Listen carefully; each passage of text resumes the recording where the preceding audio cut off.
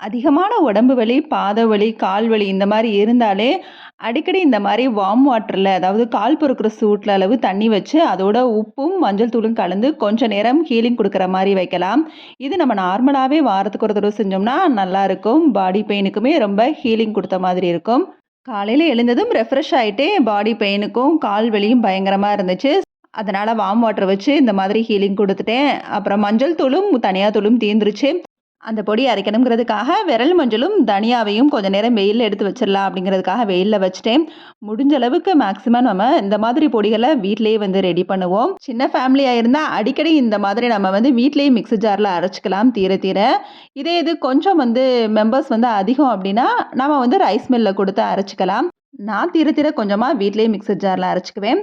சிம்பிளான பிரேக்ஃபாஸ்ட் முட்டை சப்பாத்தி. ஆனா முட்டைக்கு ஆம்லேட் ரெடி பண்ற மாதிரி கொஞ்சம் மிளகாத்தூளையும் சேர்த்து ரெடி பண்ணிக்கலாம். இதுக்கு எதுவும் சைட் டிஷ் தேவையில்ல.